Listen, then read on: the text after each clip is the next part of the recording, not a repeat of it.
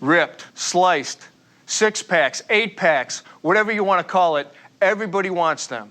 Flat, strong, sexy, rippling abs that make you feel great and look attractive. Well, congratulations. Here's your chance. On this program, we're going to focus on helping you carve the kind of abs that make eyes turn and heads spin. Abs that will not only strengthen your torso and support your spine, but abs that are crisp, visible, and unmistakable. To demonstrate expert technique, we're honored to have some of the world's leading bodybuilding champions with us today. Why do we turn to bodybuilders to learn the tools and techniques for maximum efficiency and maximum safety? We go to bodybuilders because they are the experts. If you wanted to learn how to play basketball, you might study with Michael Jordan. How to swing a bat, Mark McGuire. Well, if you want to learn the intricate details and strict control that resistance training can offer you, you want to watch Gunther Schlierkamp and other top Olympia contenders and some of the highest paid fitness models in the world that we have with us today, and watch them closely. The truth is that the same techniques that are used by every top bodybuilder in the world can also be used by you, no matter what your age, no matter what shape you're in, and no matter what your personal fitness goals are. So let's get to it. Sliced abs have become the hallmark of fitness, but that coveted look is not as far away as you think. What are the abdominal muscles?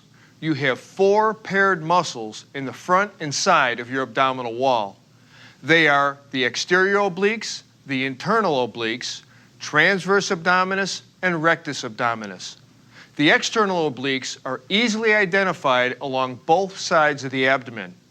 If you keep your hips stationary, the right and left external oblique muscles help you flex your torso towards your hips, as in crunches.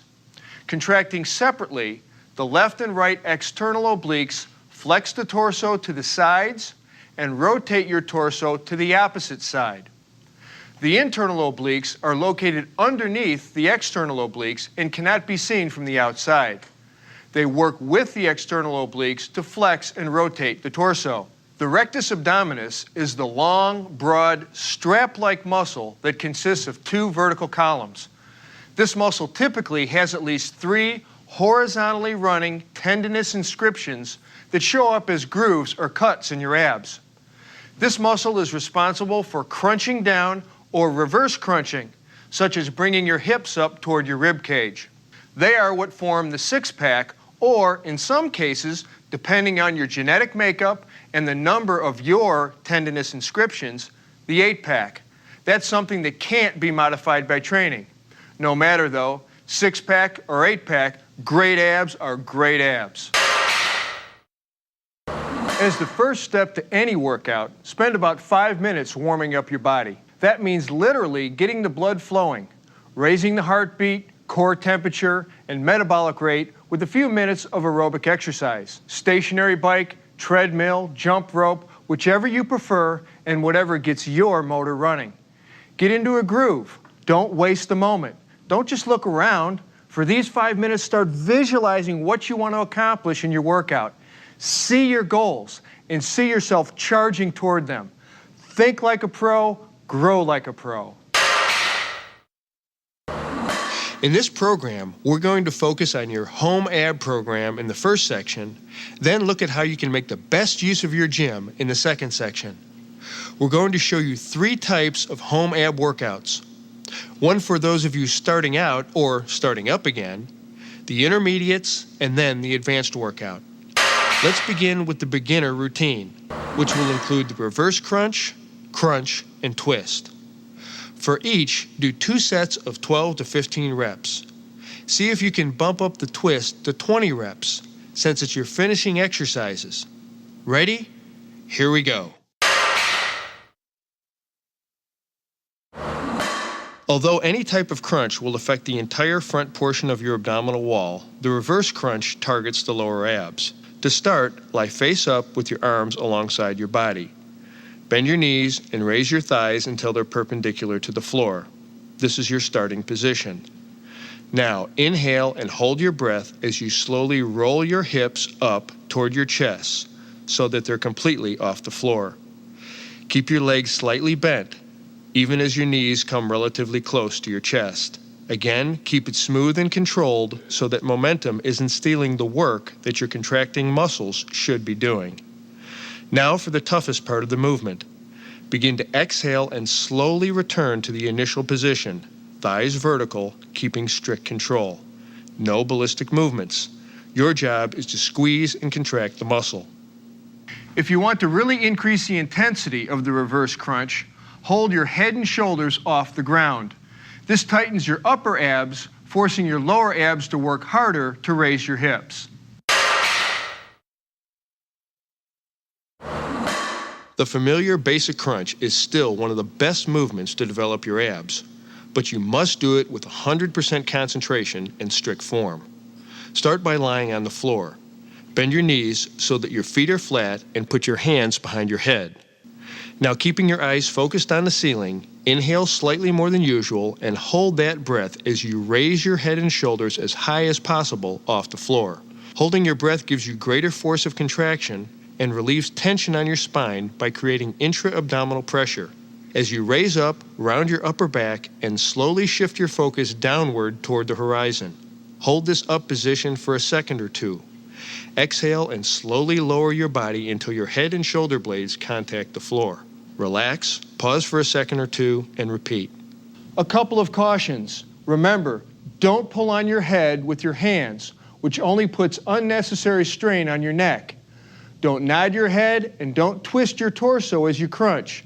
Sometimes you see people doing that to work the obliques, but we have better exercises for that muscle group. If you want more bang for your buck, you can extend your hands over your head or hold a weight squarely in the center of your chest and cross your arms over it. Also, you can hold your legs up in the air, place your feet on a bench or against a wall, and follow through with strict form. The beauty of this movement is that all you need to perform it is a pole and some floor space. Start by sitting on the floor with your legs extended and spread in front of you. Place the pole or broomstick over your shoulders, extending your arms to each end. Now twist from side to side no more than about 45 degrees, using slow, deliberate movements which will not only protect your spine, but also prevent movement from cheating your obliques out of their maximum contraction. Concentrate on twisting here from the waist, not from the hips or legs or from the shoulders or arms, which, by the way, should be completely relaxed. Some people like to do this exercise standing, but the seated version helps eliminate lower body movement. So perform this exercise seated if at all possible. After you've spent a couple of months mastering the beginner's routine, move into the intermediate routine, which we'll demonstrate for you now. We'll begin with the air bike, 3 sets of 30 seconds each, then move to the straight leg crunch, 3 sets of 15 to 20 each, and finally to the side bend, where you'll do 3 sets of 12 to 15 per side. Let's watch the techniques of the pros.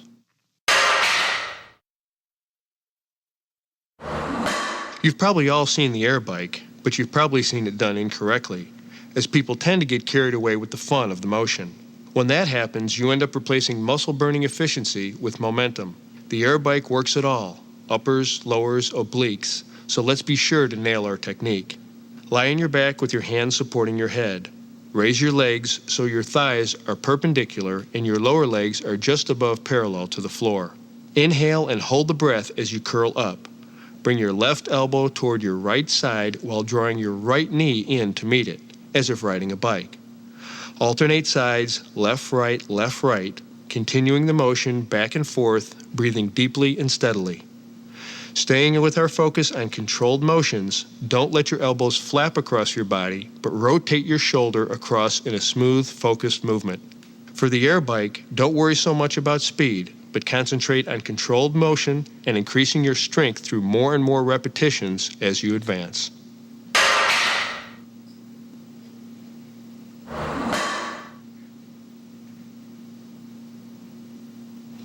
For the straight leg crunch, lie with your back on the floor and your legs straight up in the air. Then, with your arms extended in front of you, curl up to bring your shoulder blades off the floor and slowly squeeze as you reach for those toes. Hold this peak position for a second or two. Then slowly lower yourself back down to the starting position. Don't jerk your body or use momentum. Keep it smooth and controlled all the way through. If this one is a little too difficult for you at first, slide your glutes up against a wall and try it like that. After a few weeks, give it a go in the center of your room. It's a handy way to gauge your progress.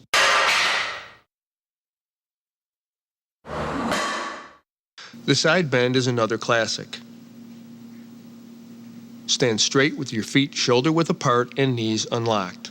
Keep your back flat and your head forward. Place your free hand behind your head and take a dumbbell in your other hand. Not so heavy that it pulls you down and not so light that there's too little resistance. To begin, bend sideways at the waist, reaching toward the floor with your non-working elbow. The range of motion your spine allows is fairly limited, so you want to especially make sure that you are not overcompensating by swaying forward or back.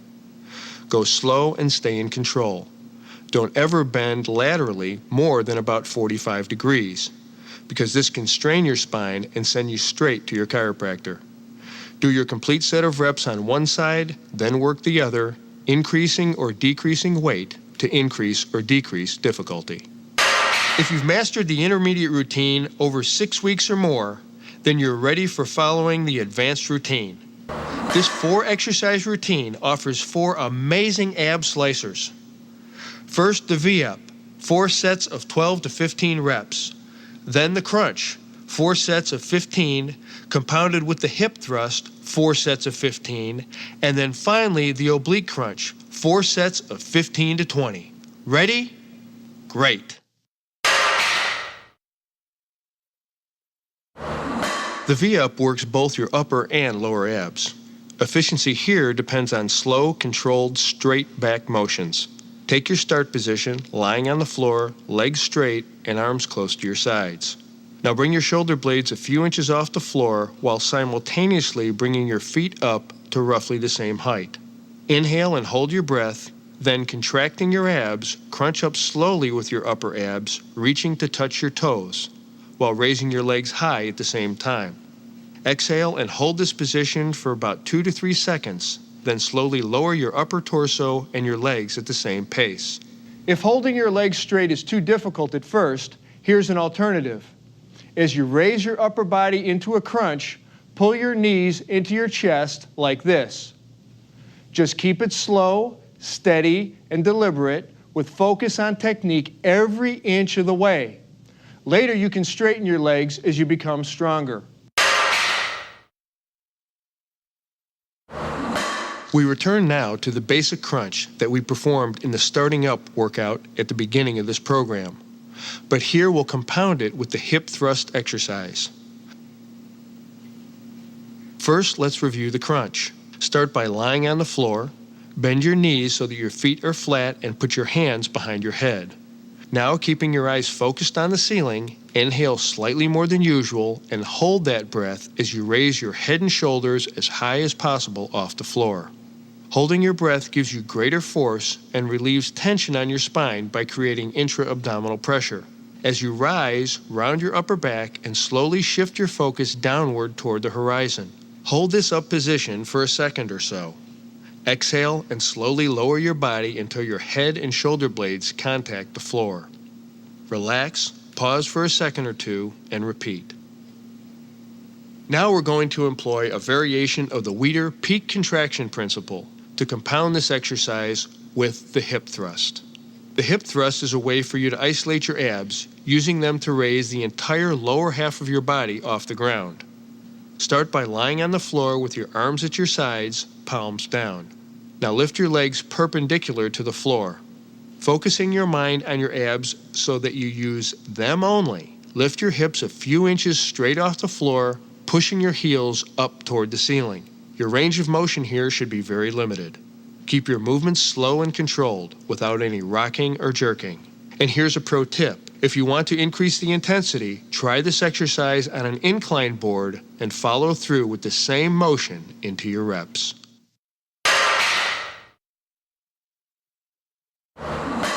The obliques control the rotation and flexion of your torso and are key for overall ab symmetry and strength. You're going to start by lying on your back with your shoulders flat on the floor. Then rotate your hips to one side so that they're almost perpendicular to your shoulders. Bend your knees and place your arms gently behind your head or cross them over your chest.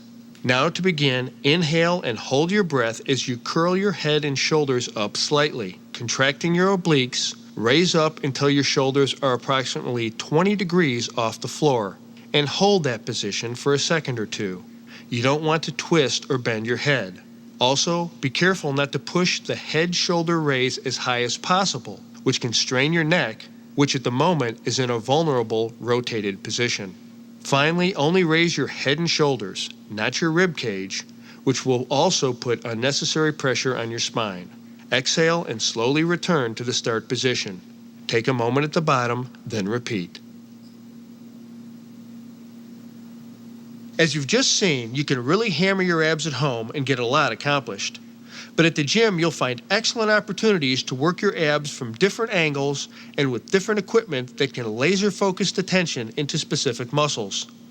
I'm about to walk you through 2 intermediate programs. You can alternate between them on different gym visits. And then we'll take you through 1 advanced program. Program 1. The first program involves a raise, a crunch, and a twist, hitting all major ab areas.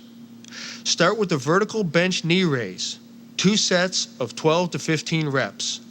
Follow that with the decline bench crunch, again 2 sets of 12 to 15, and finish with the exercise ball twist. Give it 2 sets of 12 to 20. Let's work on the vertical bench a minute. We've got 2 fantastic ab exercises we can do here, the knee raise and the leg raise. For the knee raise, step up into the vertical bench, grasping the handles and keeping your back and forearms firmly on the pads. If all you've got is a dip stand, that'll work fine too. Holding yourself up, bend your knees from 30 to 75 degrees, inhale and bring them up into your chest, curling your hips at the top to rotate your pelvis. Try to get those knees up as high as you can. Every inch will pay off in more work for your abs. At the top of the movement, contract hard, hold there for a second, then slowly lower your knees all the way down until they are straight again, and repeat. What you don't want to do is swing. Momentum here is the enemy, as it robs you of exercise intensity.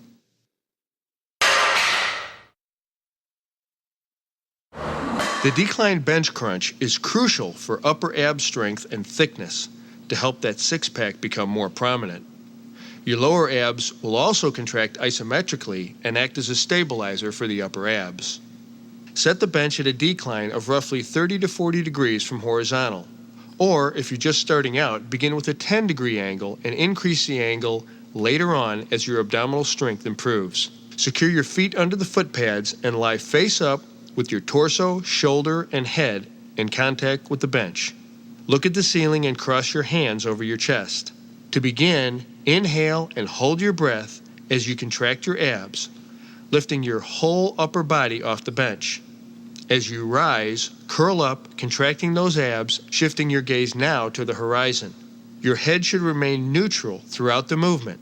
No nodding or bobbing. Hold this position for a moment as you exhale, then lower your torso. You want to keep the tension on your abs during the entire up and down movement, so do not allow your shoulders or head to touch the bench between reps. And for you extremists out there, you may want to increase the angle past 45 degrees, but I don't recommend it. There's no need to increase the blood pressure in your head. If you want to work your abs harder, put your hands behind your head, never pulling on your neck, and focus on curling your shoulders up. And then do exactly the same movement. That's plenty of intensity to develop great abs.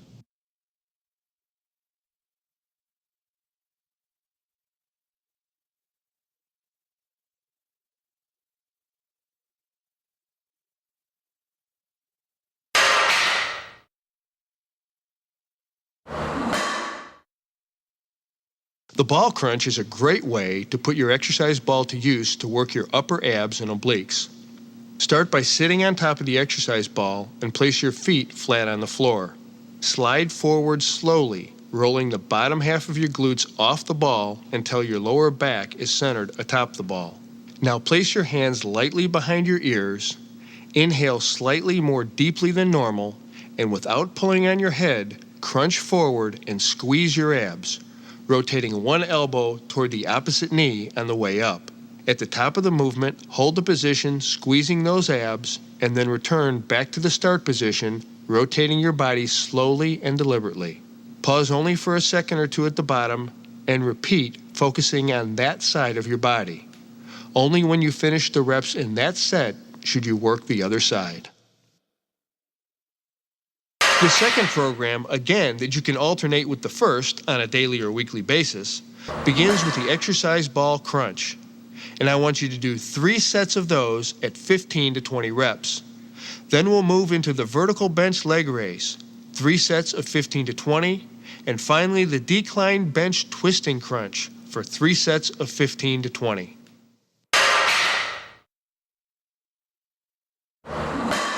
The exercise ball crunch gives you a little more stretch than the regular floor crunch. Seat yourself comfortably on top of your exercise ball and firmly place your feet flat on the floor. Slide forward, rolling the bottom half of your glutes off the ball until your lower back is centered on top of it. Now place your hands at the sides of your head. Don't grab and pull on your head, just rest your hands gently on the back of your skull.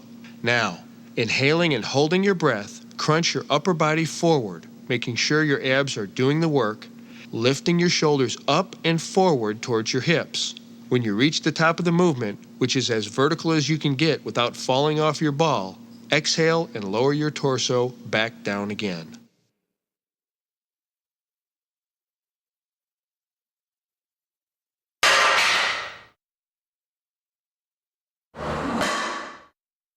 The second exercise using the vertical bench is the leg raise. Again, step up into the vertical bench, grasp the handles, and keep your back and forearms firmly on the pads. Extend your legs, keeping them bent slightly to avoid stressing your lower back.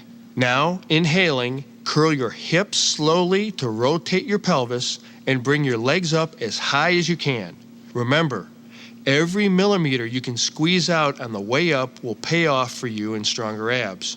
Push yourself here, and when you can't lift any higher, hold that position, contract your abs, and slowly lower your legs, then repeat. Once again, avoid swinging your legs up or letting them flop down. Cool, controlled, focused movements. That's the key to maximum efficiency and results.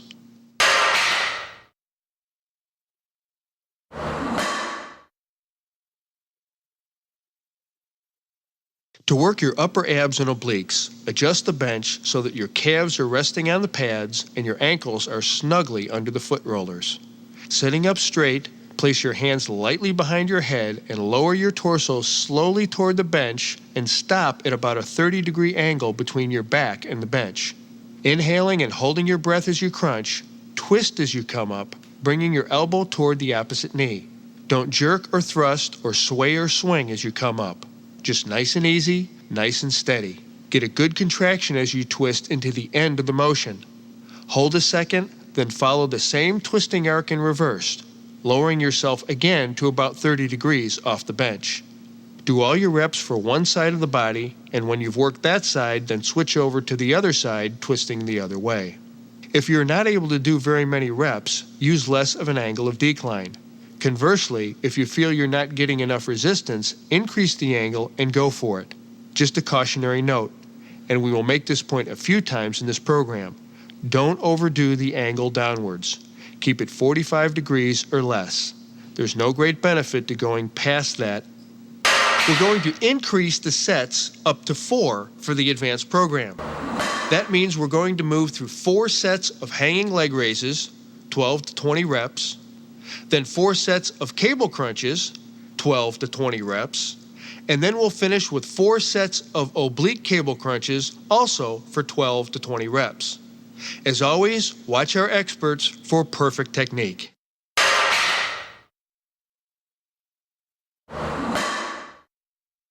This is a great exercise. I love the hanging leg raise. Jump or step up into a high bar and hang freely, making sure your feet don't touch the floor. Inhale and hold your breath as you bring your legs slightly behind your body, then quickly but smoothly raise them forward and upward as high as you can. Keep your legs straight but not locked as you raise them. At their peak, slightly above parallel to the ground, hold the contraction for 1 to 2 seconds as you exhale. Then relax slightly as you return to the hanging starting position. Pause momentarily, then repeat. If this exercise is too hard at first, bend your knees a little bit more as you raise your legs. The key here to really work the abs is to lift high. Because until you hit 30 or 40 degrees here, your hip flexors are doing most of the heavy lifting. So lift your legs as high as possible. The cable crunch is great because it works your abs through a greater range of motion than the traditional crunch. Not only that, it focuses more on the abs while excluding other muscles like the hip flexors. To begin, stand facing a high cable pulley machine and grasp the handles of a rope attachment so that your palms face each other. Take a few steps back and kneel down about 3 or 4 feet away from the base of the machine. Your knees should form a slightly less than 90-degree angle. Try not to pop up too fast or sway out of this position through the exercise. Lean forward and slightly arch your lower back. Your torso should be almost parallel to the floor. Bend and hold your arms at a 90-degree angle over your head. Now slowly contract your abs so that they pull your torso toward the floor until your elbows approach your knees. All this motion should originate from here, from the lower vertebra, and then move upward. If your hips get involved, you're limiting the effectiveness of the exercise. Same is true if you're pulling with your arms.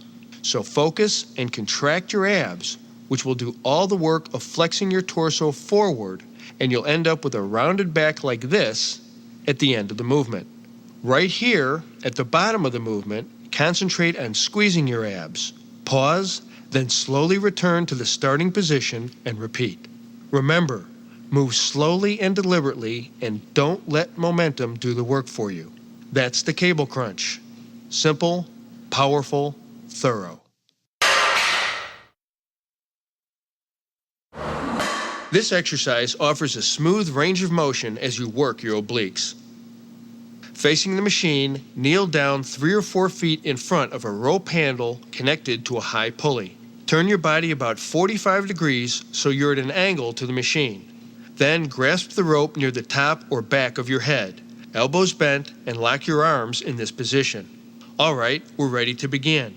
Inhaling, twist away from the machine to the opposite side, bringing one elbow toward the opposite knee. Crunch down at the bottom point of the movement, hold that, then return back up slowly along the same path, doing reps on one side first, and only when you're done, moving to the other side. Slow movements, deliberate, smooth, and controlled. There are 3 crucial, non-optional steps you must do to wrap up your workout. Warm down, stretch, and replenish. I don't consider these as part of a post-workout routine because every serious trainer knows that these elements are as essential to your program as any lift, crunch, or pull down. When you're finished with your workout, move into a 5-minute, low-intensity aerobic exercise. Hit your bike, the treadmill, or whatever suits you best, but keep your heart rate under 100 beats per minute. This allows your metabolism to slow gradually and your body to recover in a controlled fashion. The second step of wrapping up your workout is to stretch the muscles you have just worked. For more detail on the importance of stretching, refer to the stretching pod at the end of this program. For now, remember that you should move through stretches with slow, deliberate, controlled movements with no bouncing or jerking. Start with the lower back stretch. Lying on your back, you pull your left knee toward your shoulder with both hands. Hold for 30 seconds, release, return to start, then do the same with your right knee. Repeat 3 or 4 times for each leg. Now we do side bends to stretch the obliques. Slowly bending over to the right into a comfortable stretch, Hold there for 15 to 30 seconds. Feeling the stretch the whole time, then return to upright. Repeat for both sides 4 times each. The spinal twist stretch helps untie your obliques and stretch your lower back as well. Lying on your side like this, twist your torso using your opposite arm on the knee until you feel the stretch in your side. Hold for 20 to 30 seconds. Do both sides 4 times. Excellent. Replenish your body right after you're finished training. See the nutrition segment of this program for more information.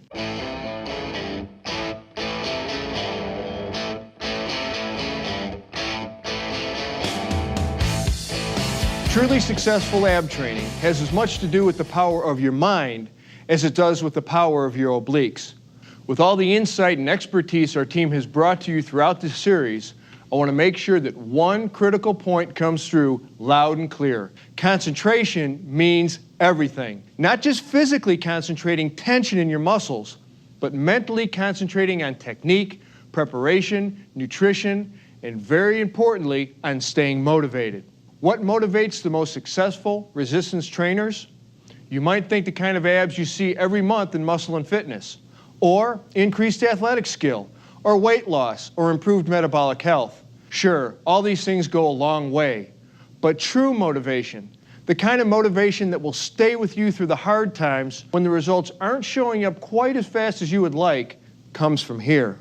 Every time you crunch, you should be mentally tracking every element of the movement. That means you're watching your breathing pattern, your technique, keeping your shoulders and back out of it. You're on guard against recruiting extraneous muscles to compensate for bad technique. It means you're concentrating on your abs as you work them. Imagine that they're rippling right through your skin as you fully extend and contract them throughout the full range of motion. Shut out all external influences and master your mental focus.